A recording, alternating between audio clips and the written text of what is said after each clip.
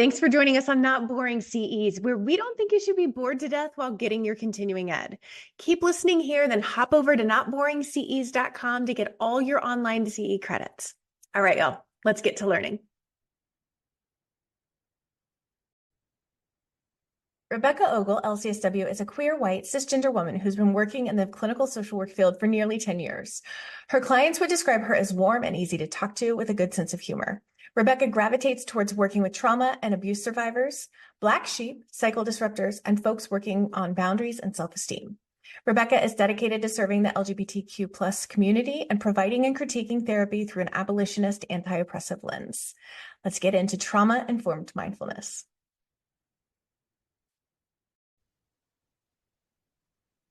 Welcome back to Not Boring CEs. I'm your host, Allison, and I am here with Rebecca. We're going to be talking about trauma-informed mindfulness today, and I'm super psyched to get into it. So thanks so much for being here.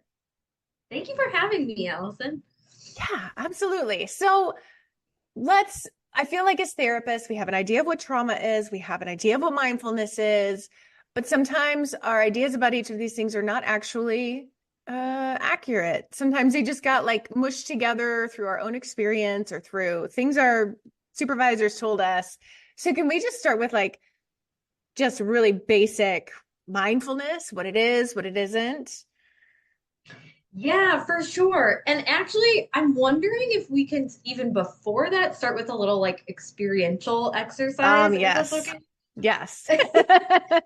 So, so let me preface this by saying, like, if you're driving, because I know this is going to be available in podcast form too, right? Mm-hmm. Like, don't do this while you're driving. Like, maybe just listen, but don't actually participate. But like, other than that, if you want to participate, I think that would be awesome. So, let's start by just like making a couple adjustments or movements to get comfortable, whether it's like adjusting your clothes or your posture or something. Maybe dropping in and noticing if your thoughts are coming at you really, really fast and furious, like monkey mind, or if they're coming a little bit slower, and knowing that there's no right or wrong, right? It's just our thoughts are doing what they're doing right now. So then I'm going to invite you to focus your attention on something that can give you some support. And I'm going to give, 3 or 4 options. So maybe you're going to look at a familiar object in the room. Maybe you're going to focus on the feeling of your feet in your shoes or against the floor. Maybe you're going to observe your breath. Or maybe you're going to focus your attention on a sound that you hear in your environment.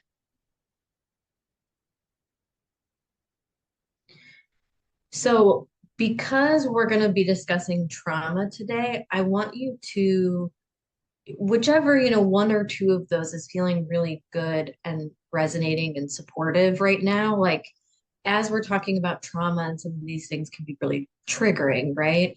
I want you to just keep those 1 or 2 resources in mind as something that you can come back to at any point during this podcast while we're going through. Awesome. That's it. I love it. Thank you. It's funny because before we hit record, I was just telling Becca that I'm like scattered today. Like my brain is all over the place. And even just those few seconds, like that didn't take us very much time at all. Even those few seconds, I feel much more Yeah. grounded. So thank you. Awesome. Awesome. Yeah. And that exercise came from David Trelevin, who is like, there's a bunch of people that I'm going to cite throughout this thing and that maybe you can link somewhere, but he's a practitioner who himself has trauma and was a mindfulness practitioner for years and years, and then had an experience where he was re-traumatized when practicing. And so he's created like a whole program around how to help trauma survivors. So definitely check him out if you're looking for more resources. Wonderful. Thank you. Yeah. So we just had an example of mindfulness. Can we can we talk about what it is and what it isn't? Yeah, absolutely. So my favorite definition of mindfulness comes from John Kabat-Zinn, who says that mindfulness is paying attention on purpose in the present moment, non-judgmentally. So if we just like can break those down for a second, So paying attention. So we're focusing our attention on something, right? Mhm. So if you're, kind of spacing out and your thoughts are going everywhere, like that's great. And that might actually be useful for you, but it might not necessarily be mindfulness, right? Because Mhm. we're focusing on one thing. So then on purpose, we're doing it intentionally. We don't suddenly just go, oh, I'm practicing mindfulness right now. Like it's something we decide to do and that we do, right? Mhm. Um, and then in the present moment is really talking about like, so it could be what's happening in your body in the present moment. It could be what's happening in your environment. So internal versus external, but really like what's happening in the here and now, right? And then non-judgmentally kind of points to the way that we do it. So the way that we do it is we're trying not to criticize or judge ourselves or our experience. We're kind of just accepting it for what it is Mhm. and having this attitude of, however things are unfolding right now in this moment is how they're supposed to be unfolding. So that's kind of breaking it down. I think some really common things that come up with clients who maybe are new to mindfulness or not familiar with it is that they're thinking, okay, mindfulness means I have to relax now. And Mhm. that's certainly not the case, right? And sometimes that thing of telling ourselves, okay, I have to relax, I have to calm down, like actually activates us more because it feels almost invalidating to what we're really feeling, right? Yeah. Yeah. And it feels inaccessible sometimes when that's the expectation. Right, right. So there's definitely no expectation that you're supposed to be relaxed or calm during mindfulness. And trying to go into it with that attitude or that mindset of like, we're just going to see what happens and it doesn't have to be any specific way can actually take the pressure off a little bit so that it feels better, right? Hmm. Um, and then the other thing I hear a lot is, well, it's just hard for me to not have any thoughts.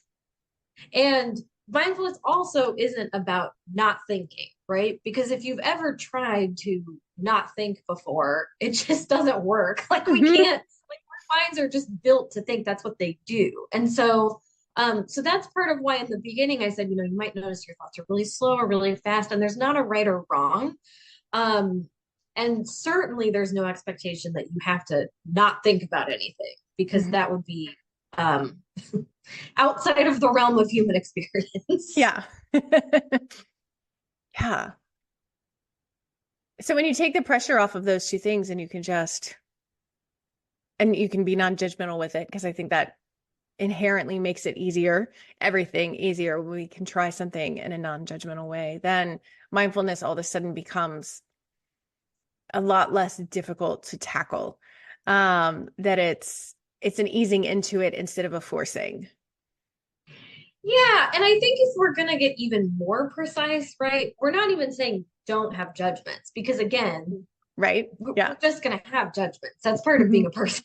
Right. So it's almost like your mind's going to do what it does. Just notice what it's doing. And if it's helpful to label it as like, oh, that was a judgment right there. Oh, that was a and trying to do that in a way where you're not judging, you're judging, right? You're just saying, Hmm. oh yeah, that's another thing that happened. That makes sense because that's what minds do, you know? Hmm. Yeah.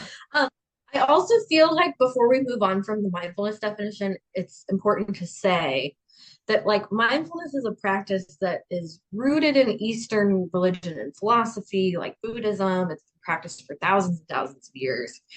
It sort of migrated over to the West in like I want to say like the late 60s, 70s with transcendental meditation.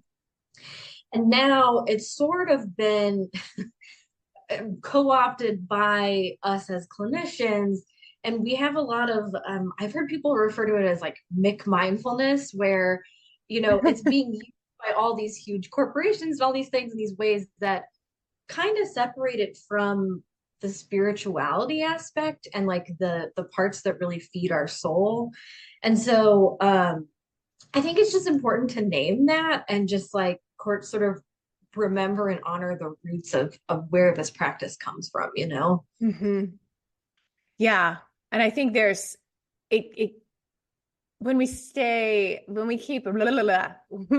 keep it true to where it came from, it might bring up some things for people, Mm, who might be like, oh, well, that's against my religion or something like that, when it might not be. And I practice here in the Bible Belt and have lived much of my life in the Bible Belt, and being able to kind of discern spirituality from religion, connection to a higher power or to yourself or to your breath.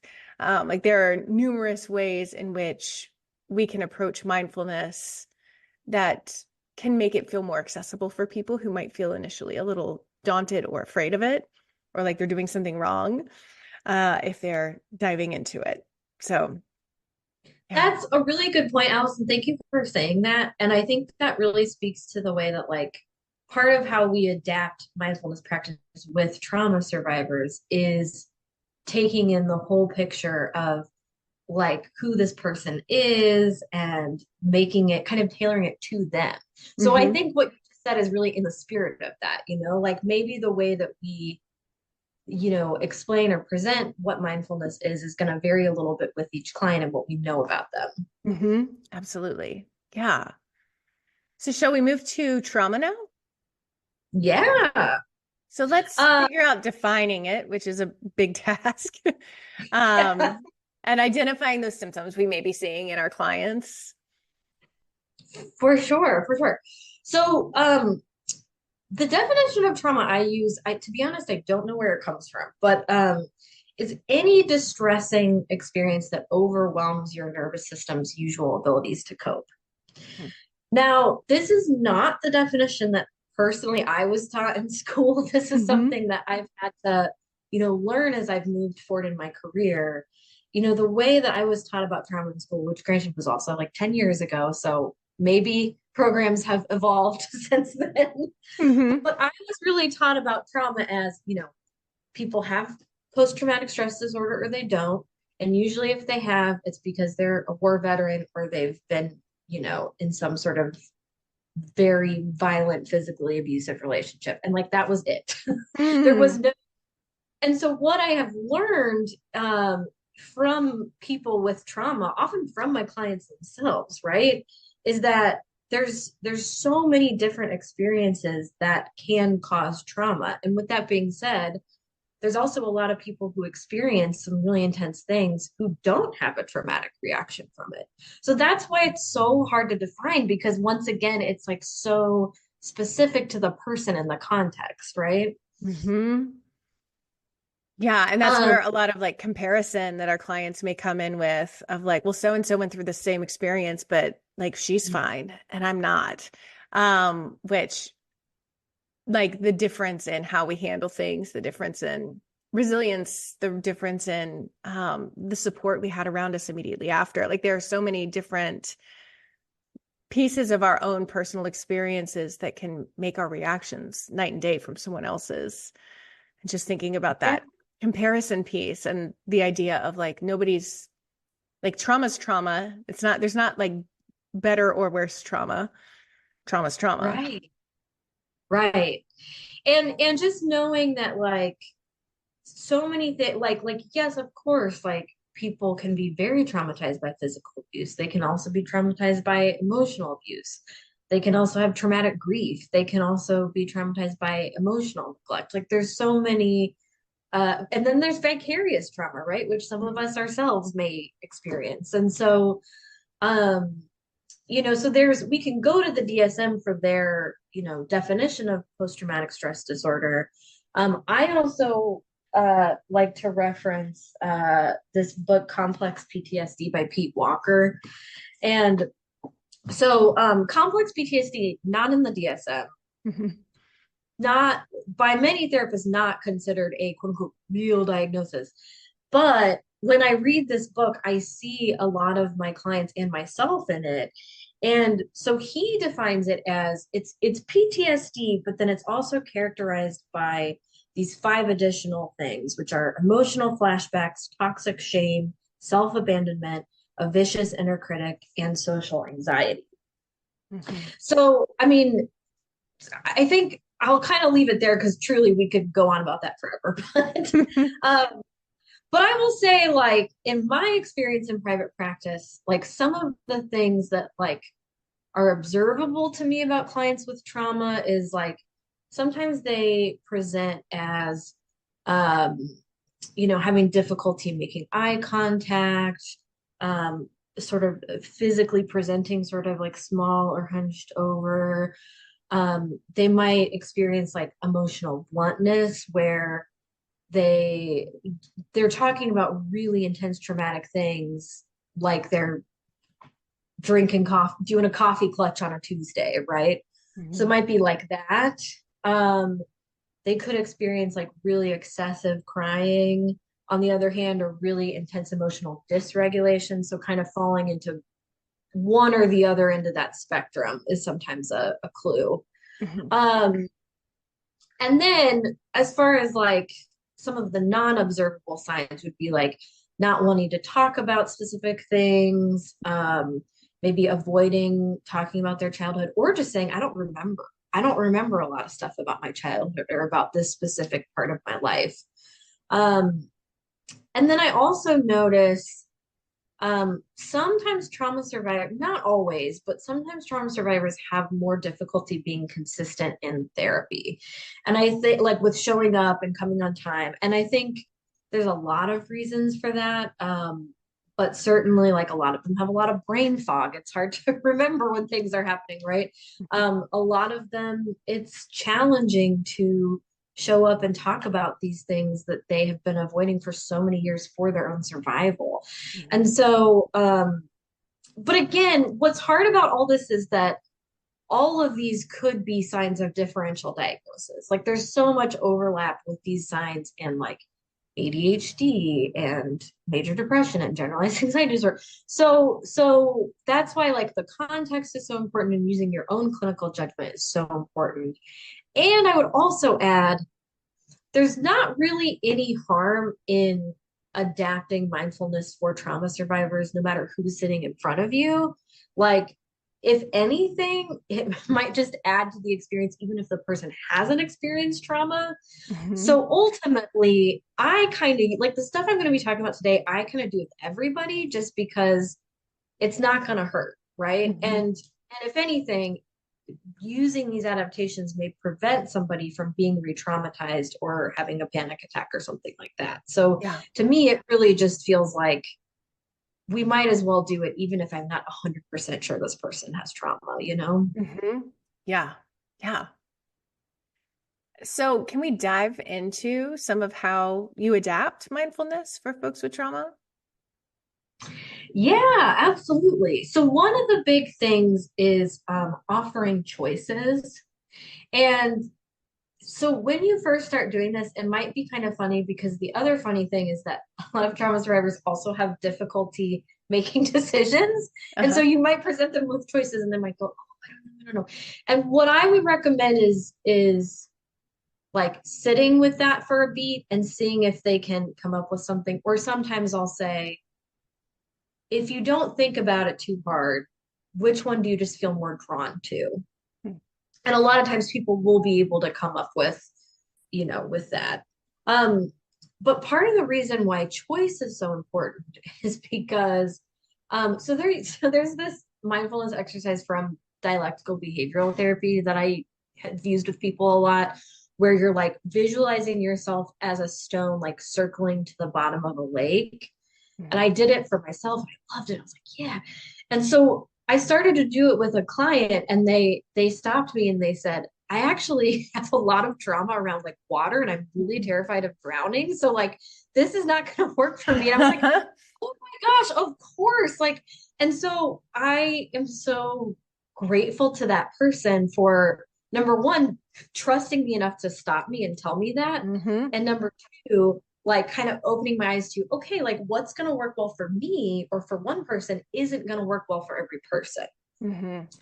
And so like that's part of what choice allows us to do. It first of all allows us to make sure that clients are going to choose something that feels better for them. Mhm. And then it also sort of models that we want to have a more, so like a lot of trauma survivors have had difficulty, have not maybe had a lot of choice in their life, right? Or when they have had choices, they haven't felt like they could speak up because it might put them at risk of, more trauma or more abuse. And so when we offer choice, the very act of doing that is, really giving them the opportunity to have this corrective experience of, oh, what I think and feel is important. Mhm. And, you know, I think that's something that to people without trauma, they go, well, yeah, of course I can tell my therapist if, but for trauma survivors, it may not even occur to them that they can stop us and say, wait, this isn't working for me. Or actually, I have a question about this, right? And so when we really invite it to be this collaborative experience with people, that in itself can be really healing. Yeah. What might that sound like? Like, how do you invite your clients to stop you or give you feedback in the moment? Yeah, well, I might start at the beginning by saying, you know, if at any point during this exercise, like you want to make a change. So let's say at the beginning you decide to keep your eyes open, and then halfway through you go, you know what, actually, I want to close my eyes. Like you can change any choice that you make at any point in time, which again is modeling this this experience of consent as being something that can be given or retracted at any time, Hmm. right? Yeah, absolutely. Oh, but sorry, to go back to your question. I also, the other thing that I do a lot is I'll start by asking people like, what's been your experience with mindfulness in the past? Because a lot of times people are not coming to us with like zero information about it, right? Right. A lot of times they've downloaded the Calm app or they've done like some YouTube kind of, and so they might be able to tell us and I'll ask specific questions like, how do you feel about breath work? Because while some people really might like that, for some people it feels very triggering and they kind of start focusing and thinking about their breath, and then it can lead to more anxiety. And so I like to ask that in the beginning. I like to ask, like, what kind of are you the kind of person who can visualize things in your like as images in your mind? Or are you the kind of person that thinks more in words? Because, and this is another thing I didn't know, Allison. I thought everybody could visualize things like pictures in their mind because that's what I do. And then it Right. wasn't until I really started talking to my clients and asking them that a bunch of them were like, oh, my brain doesn't work like that. And I was like, oh, well, then maybe we shouldn't be doing kind of visualizations, you know? Yeah. Um, so it really is about having those conversations with them beforehand. Mhm. And I think also talking about, why am I recommending this intervention? What's the research around it? Why do I think it's going to be helpful for you? How's it going to help you towards your therapy goals? And because again, like a lot of times our clients with trauma have been taught like, don't ask questions. It's just, it is what it is. I told you this is how it's going to be, so this is how it's going to be.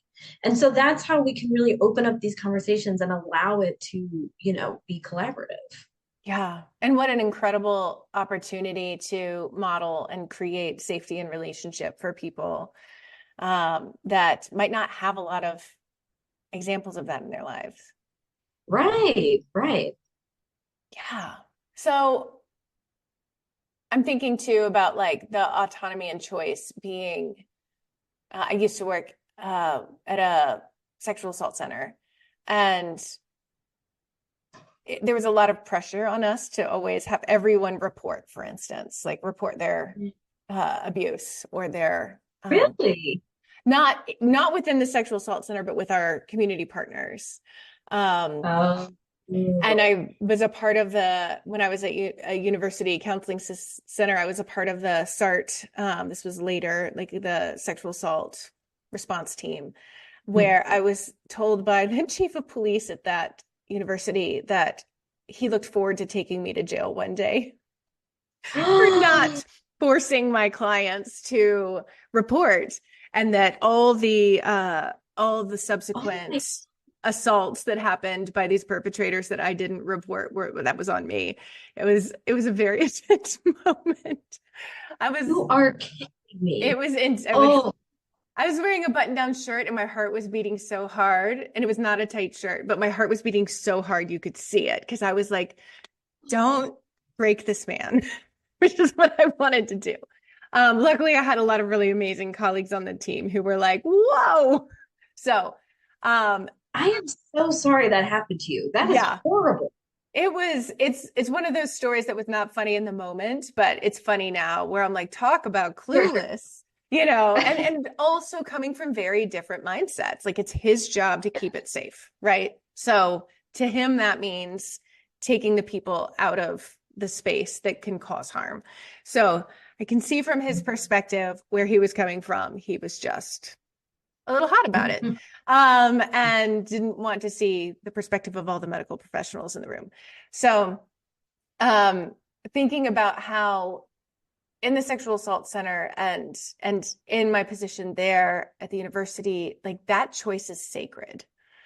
Like Yes. giving choice to survivors of any kind of trauma is sacred because they have had this experience of their choice being taken away, and Hmm. being able to um, provide that space and true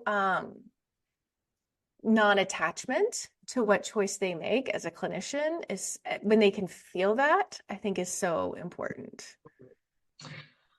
So important. And like, I'm just sorry, I'm just like processing everything you just said. It's like buffering.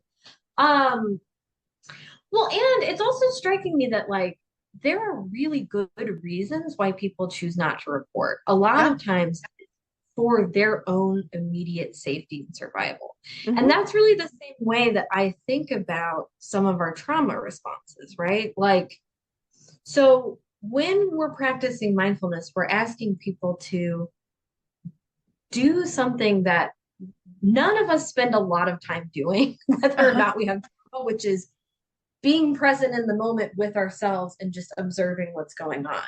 For Hmm. somebody with trauma, that can be really potentially re traumatizing and triggering because their nervous system has been, developing all of these defenses like dissociation and avoidance to keep them from having to be with themselves. And Hmm. so part of where I'm coming from with this training too is really honoring that and being like, it's not a bad thing that your nervous system is doing that because that might be the reason that you're alive right now, you Yeah. know? So I think that's part of it too, is kind of accepting that like you may try adapting mindfulness for your client and they may ultimately still say, it's not for me. I don't want to do it. And I think when that happens, we have to go, okay, yeah, I trust your judgment. Like you know yourself better than I am ever going to know you. And so if this isn't working for you, even with the adaptations, that's fine. There's so many ways that Hmm. we can go about addressing these things in therapy, right? Right. So mindfulness, like the choice to be mindful is a choice as well, Yes, is what I'm hearing. totally, Yeah. totally. Yeah. And oh, that reminds me, sorry, I just thought of some more ways we can adapt. So, Yeah. so another thing is, and this is something I hear from clients a lot too, of like, well, I can't meditate for 30 minutes. That's too long. And if somebody said that to me, I would say, yeah, I can't do that either. Yeah, And I don't same. want to. Uh-huh. Yeah. So what I will often tell people is as little as 5 minutes a day can really make a huge difference in your life. And also if it's 5 minutes a week, like, so you really have a lot of choice and empowerment in terms of like, how long are we going to do this and how often? Um, and really understanding that even in these short sessions, there's a lot of like, remember you said in the beginning, oh, even just from that, and that was probably what, like a minute. Right. Like Yeah. even from that, I feel more grounded. I feel more, and so that's something to think about too, and to really emphasize to our clients is like nobody is expecting you to be like cross-legged on a pillow for an hour unless that's Right. what you want to do, and that feels really good and resonant, right? Uh-huh. Yes. Yeah.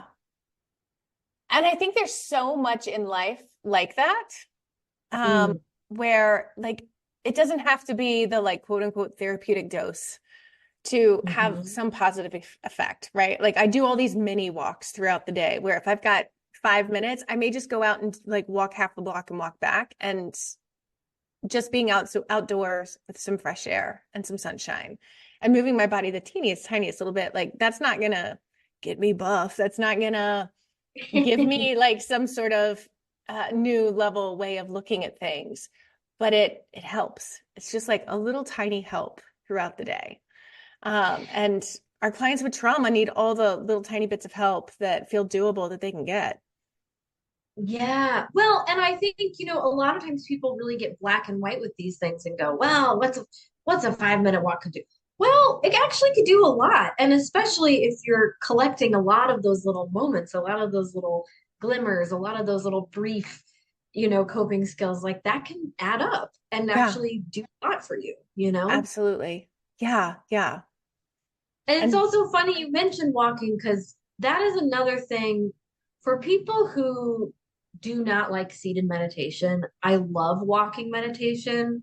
And really, all it can be is, the intention of going on a short walk. And instead of like having my AirPods in, I'm just going to walk and I'm just going to either observe, like, the nature around me, observe how the wind or the sun feels on my skin, and or I'm gonna observe, like, what my footfalls feel like on the pavement, or I'm gonna notice what my mind is doing and where my mind is going and be really attuned to that. And that's mindfulness practice. It might not look like what we think of as mindfulness practice, but it is. mhm, absolutely. Are there other adaptations that we haven't talked about that could be helpful for people to know? Yeah, let me go. Hold on, I actually have a whole list. Um, I think, things like, so again, if you're a person that you don't like necessarily want to sit and do it, like you want your body to be moving and doing something. I have a lot of like folks with ADHD who kind of feel that way and things like that. I would also recommend, yoga, stretching. Um, I've been doing this thing lately where I go to my gym and I don't even work out. I just get in the hot tub and I just sit there. Uh-huh. Just feel what the jets feel like. And I just like think about how I'm doing, and then I get out and I go home. That's it. Like, Mm-hmm. so, anything that engages you could do that in the shower too, right? Mm-hmm. So, but just going into it with the intention of this is the thing I'm going to pay attention to, or these are the things I'm going to pay attention to. And when my mind wanders off, I'm going to bring it back to these things. Um, so all those I think are really good. Thich Nhat Hanh actually recently died, but he is like one of my all-time favorite mindfulness teachers and practitioners.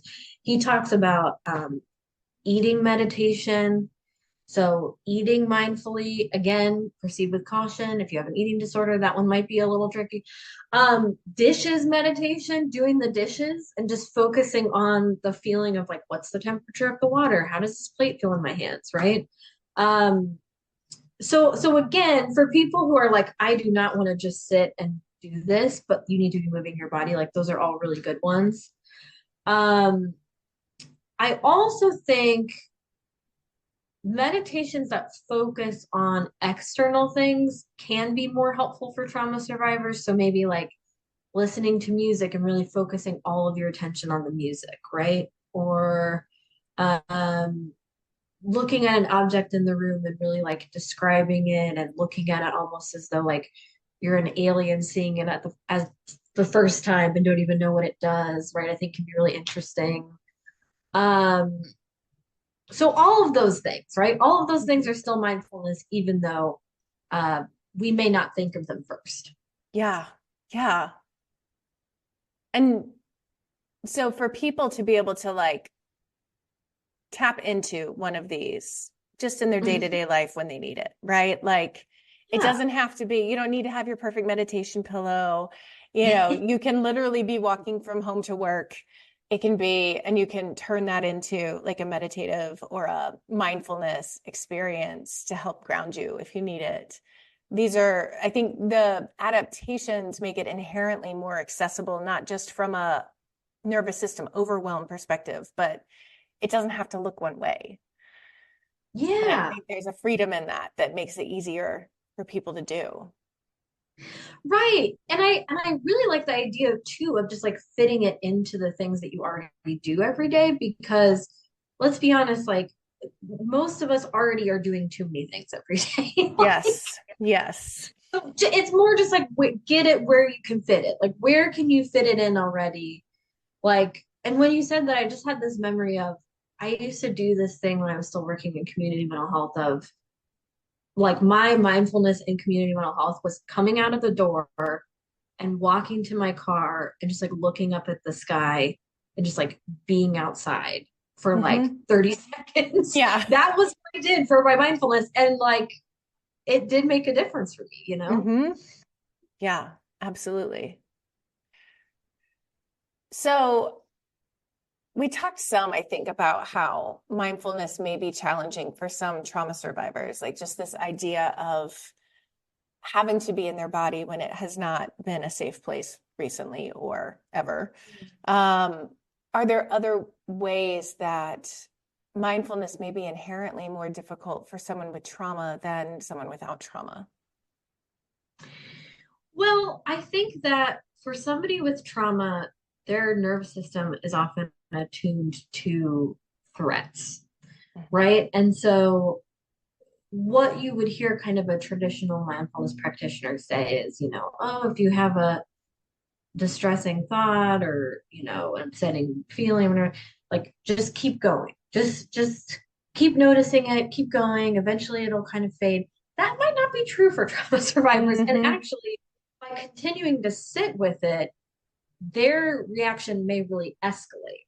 And that's where we get into the risk of, potential re-traumatization. And so, um, I kind of think about it as it would be like if you were trying to meditate and there was like a polar bear Hmm.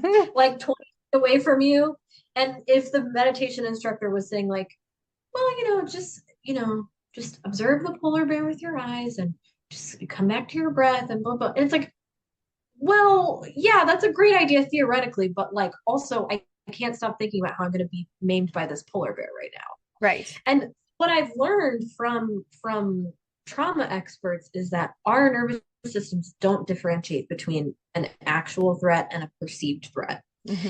And so when you're meditating and your nervous system is starting to really attune to this negative or scary, thought or feeling in your body, whatever it is, like that's where we can really run this risk.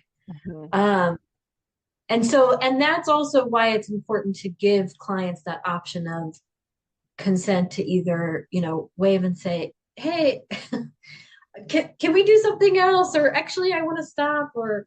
Or that's where they can go into, maybe if they've had their eyes closed and that's feeling really intense, they can try opening them and see if that helps. Hmm. Maybe they can reattune to one of those, supportive things, something that feels really good to them, that's Hmm. still in the present moment, but also that feels better. Like if that's, like looking at a beloved object or focusing on the feeling of your feet on the floor, like kind of going back to those things we would more consider like grounding skills, right? Yeah. Yeah. Well, I'm thinking too about how effective all of these adaptations can be for people who are highly anxious, also, for whom like they sit down to meditate or be mindful, and it is like, oh, you just want to put a microphone on all my thoughts? You want them to Yeah. speed up? I don't want to do this. And how like maybe it's not a good fit for them, or maybe one of these like alternative ways of coming at it is going to be a better fit. Yeah, 100%. 100%. I'm trying to think if there were any other adaptations I wanted to mention. Oh, this is another thing I like to do with people. I like to have them rate. This is also anybody, not just trauma survivors, but I like to have them rate like on a 0 to 10 scale, how anxious or activated or whatever they are before and after the exercise.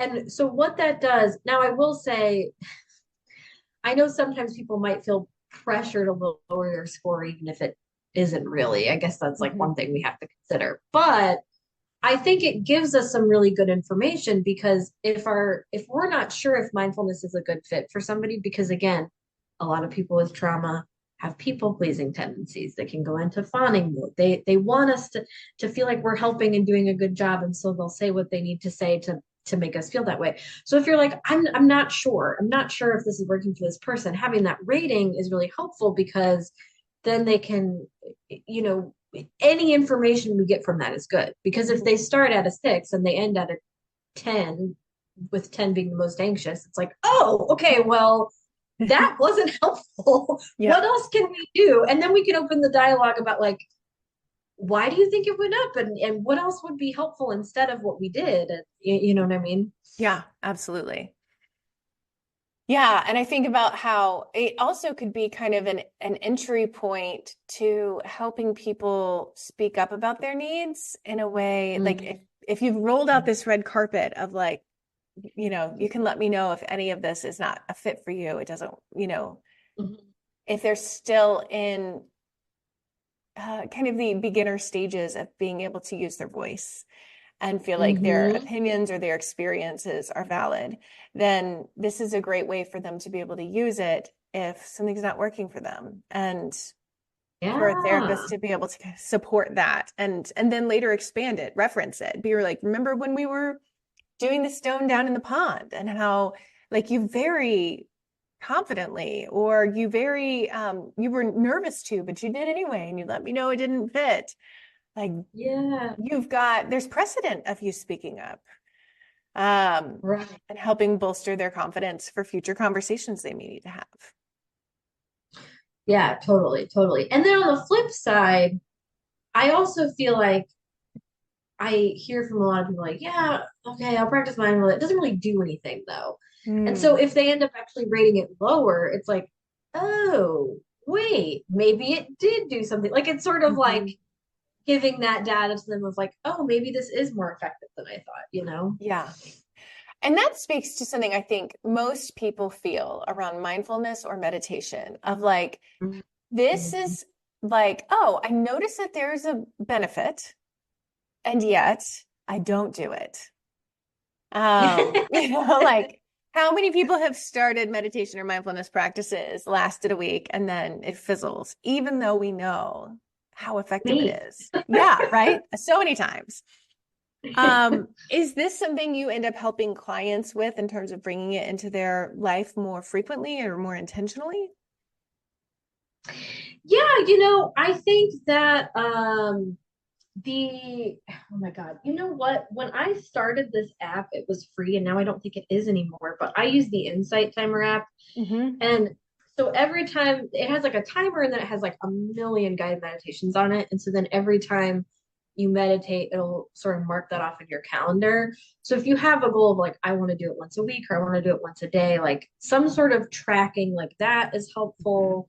Um, Maybe using a timer, maybe again, like integrating it into your schedule, sort of like tying it to another thing that you do every day, like after I brush my teeth or something like that. Um, and again, I also just think normalizing the fact that it's hard. It's hard to integrate a new habit. And especially because the other thing that I find so interesting about mindfulness, and I think why people struggle with it, is it's not something that you necessarily get better at. Like, I think Mm. most things in life, we have this thing of, oh, we practice it and then we like reach these milestones. And then that gives us these little like dopamine hits of like, yeah, I'm doing better and I'm making progress. I still sometimes sit down to meditate and like have a lot of trouble focusing on what I'm doing Hmm. because it's not a thing that you, and that's also part of the mindfulness philosophy of non-striving, right? We're Hmm. not striving for any specific thing. We're just doing it for the purpose of doing it. And Yeah. that's like a, a big thing to like wrap your head around and like a hard thing to wrap your head around as people who are, in a capitalist society that really values like these sort of external markers of success. You know what I Mhm. mean? Yeah. It's interesting because I was most consistent with meditation when I used Muse. Are you familiar with that Oh, no, headband no. type thing? So it goes around your head and it's attached to an app and it measures your brain waves. And when your brain is Mm. quieter, like the storm calms that you're listening to, and you can start getting birds to chirp. And as you start thinking, the storm rolls in and it's louder and you can't hear the birds anymore. And so the Oh, like type A I've got to win this person inside me. Really like getting those birds to chirp. I would always, not always, but often be like, there was like 10 birds, yes. And then it would be like storm because I was like, I did it, I won. But it was having kind of immediate feedback. Because sometimes you don't even notice when you start to trail off into thought, but I would hear the storm coming in, right? And so it Yeah, was a yeah. really cool app to use to like accommodate the way I needed it at the time, which was Yeah, gamified and like all those kinds of things. totally. That's totally happened to me too, where I have that thought of like, yes, I'm nailing this. And then it's like, oh wait, now I'm off. Oh, you Yeah. know. Yeah. Again, we can look at that as it's all just information. It's Right. all just like, oh, isn't that interesting that my brain does that? Hmm. Yeah. It's interesting how like meditation and mindfulness give us the opportunity to speak to ourselves in the way I wish we all spoke to ourselves all the time, right? Yeah. There's just like when we can bring that gentleness to like, oh, well, yeah, I'm having a thought because I'm a person. Like, that's fine. That's fine. Instead of like, oh, that's not a helpful thought at all, and like some of the more negative slant we can have in the ways that we talk to ourselves. It really does create this opportunity to practice a different way. Right. Well, and man, that just made me realize I meant to say this at the beginning and then I forgot. But like, so the other thing that I think people get confused about with mindfulness is it's a practice and a philosophy. So Mm-hmm. like the practice is meditation, I guess. But then I also hear people say mindfulness practice, right? But Mm-hmm. then the philosophy part is like the non-judgment, non-striving, acceptance. And so I think another thing that's really good to keep in mind is that even if you have a client who is like, I hate mindfulness, I'm not doing it. Okay.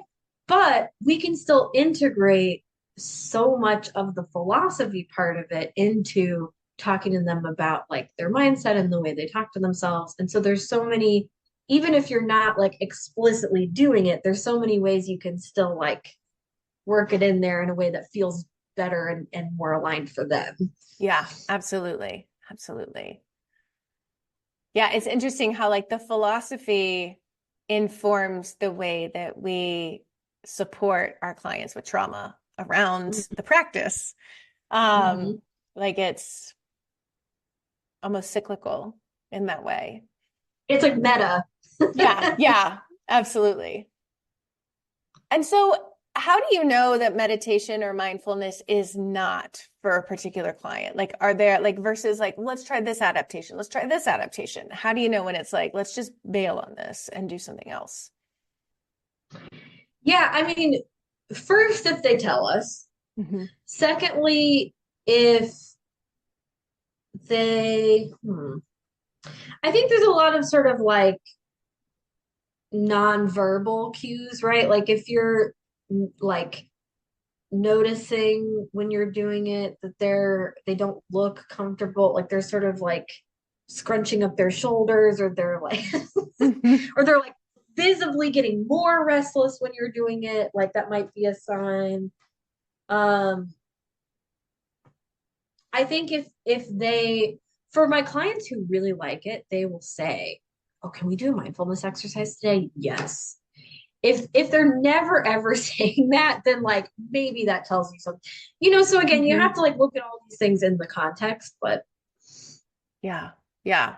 And I think about like the benefit of doing it in session too. Like, even if that's the only time all week long that they have any mindfulness, that's right. that's fantastic. Like, they got it in that day or that week. That's And I think there's benefit to doing it at any point in session because at the if you do it at the beginning, and often I'll offer it to my clients who are like just coming from work.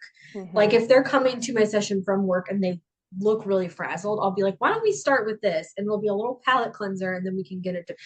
But I think there's also benefit to doing it at the end and sort of because I think taking that moment to focus on the present moment helps you kind of integrate all the information you just went through, right? Hmm. Um, And then also I think there's benefit to using it in the middle if it's beneficial for somebody and they're feeling particularly triggered or activated by the point that you're at in therapy.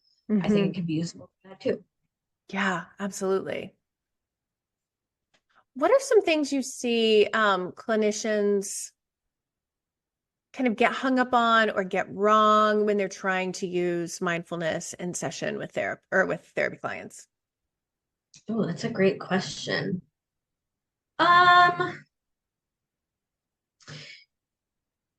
well, I think what I actually see clinicians get hung up on the most is making sure we're doing it the right way. Hmm. Like, so for example, part of the reason I said the stuff I just said is because I used to think, and I don't know where I got this, but probably from agency work. Like, I used to think that the right way to do it was to do mindfulness at the beginning of session.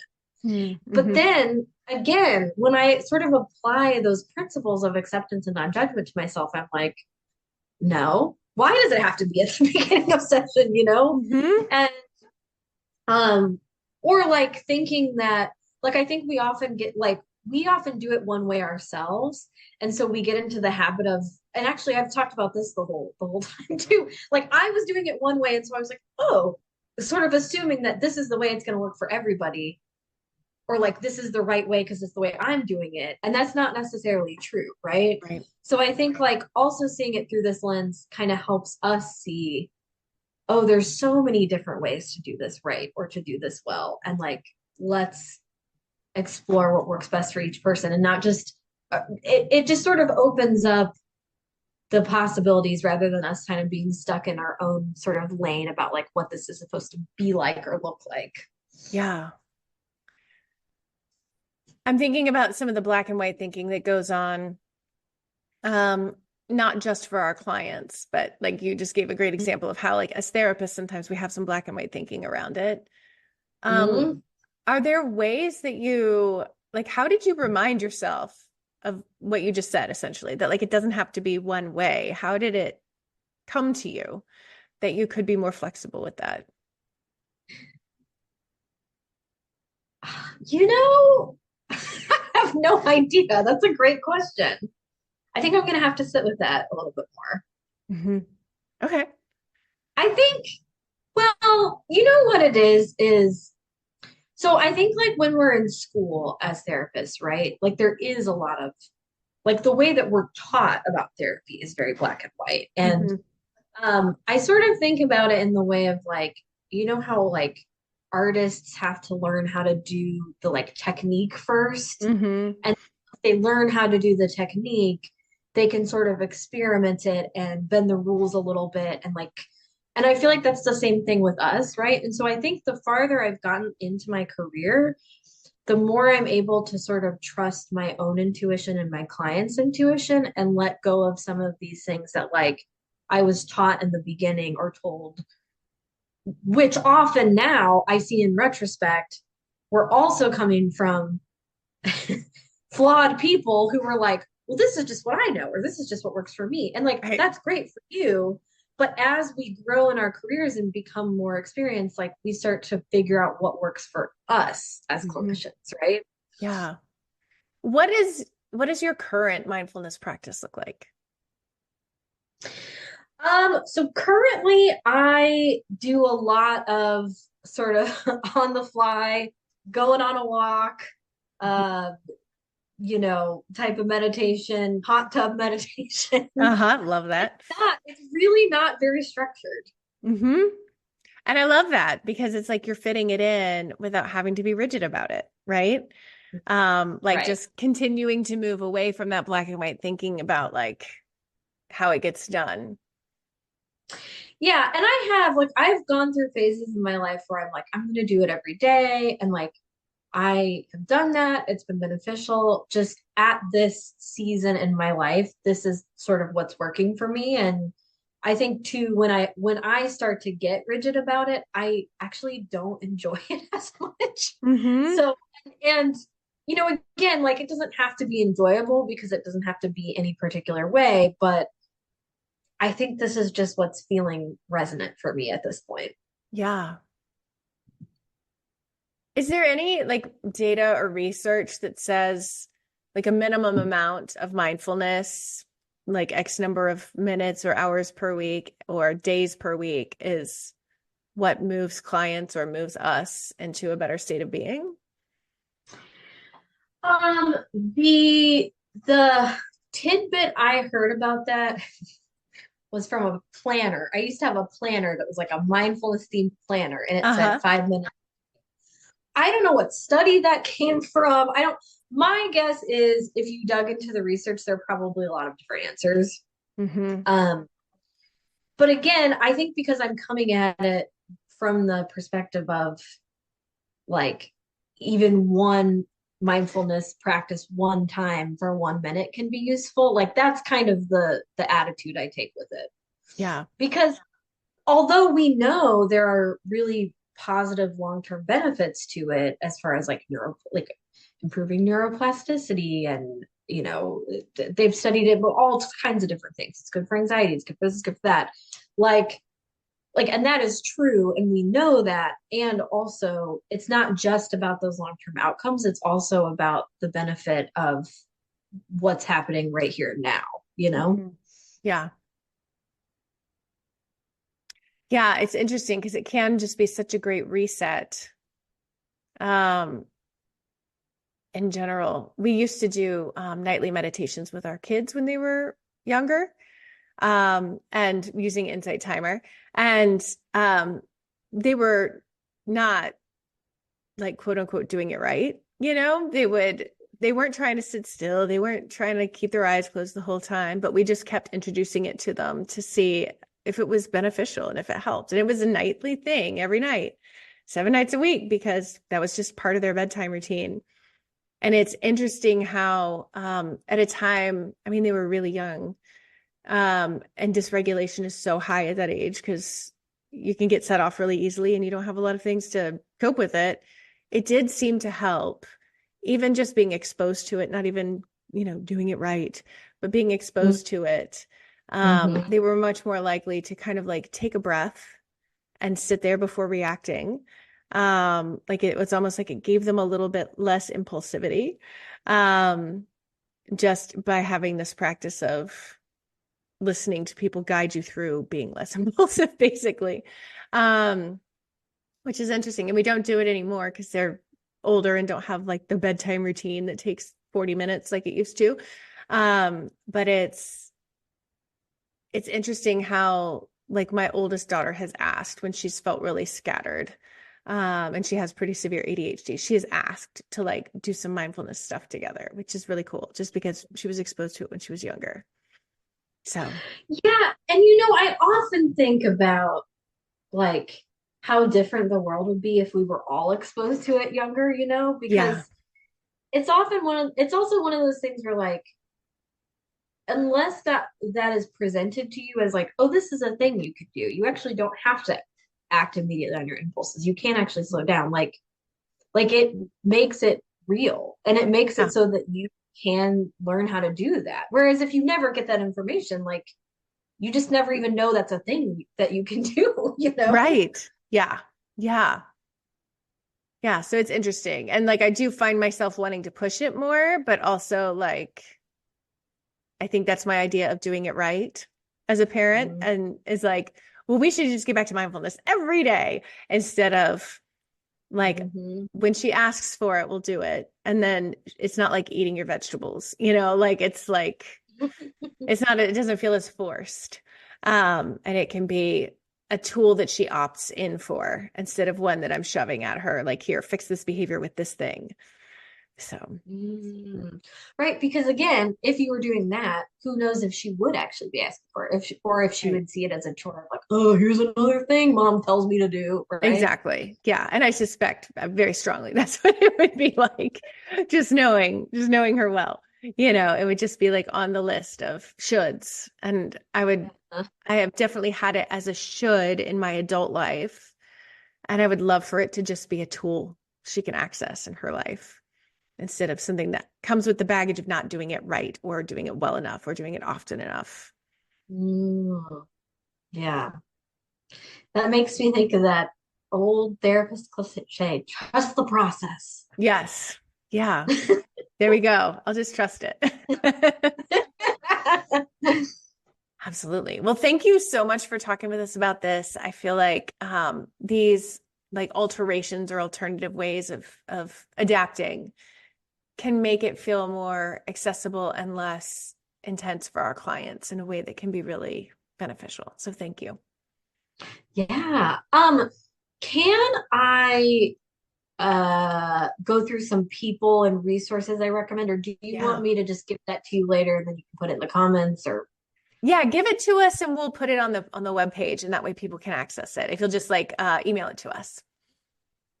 okay, cool. All right. So a couple of these I mentioned earlier, David Tree Levin, um, who is the person who had practiced mindfulness for years and years and then had trauma. And so he created a program for clinicians. And then he also has a free sort of briefer tutorial on his website, which I did around trauma-informed mindfulness. Thich Nhat Hanh has so much writing, like prolific writer on the topic of mindfulness, and I love anything by him. It's Thich and then different word Naht, different word Hahn. I believe he's Vietnamese. I just read Dr. Jennifer Mullen's book, Decolonizing Therapy. I really cannot recommend it enough, and it's such a good example of how, like, you know how we were kind of talking about how, like, even the way we talk about and think about mindfulness is informed by mindfulness. Hmm. Like, that's how I would also describe her book. Like, even the way like, her book is decolonial in the way it's written, and it's so cool. And it talks a lot about trauma, and it has so many different adaptations for people who've been traumatized. So, truly can't recommend that enough. Um, Resmaa Menakem is a huge influence of mine. He wrote My Grandmother's Hands, which is about healing racialized trauma. John Kabat-Zinn also has a million books, and I believe also was the originator of mindfulness-based stress reduction, Hmm. which is like a research-based program that's helped people with all like chronic illnesses, anxiety, depression, all different sorts of things. So anything by him is great. Um, I think that's it. Awesome. I mean, Amazing. Thank you. probably more, but that's if you're wanting to dive deeper, all those people have good resources to start. Awesome. Yay. Thank you so much, Rebecca. I appreciate it. And yeah, I'll see you soon. Okay, bye.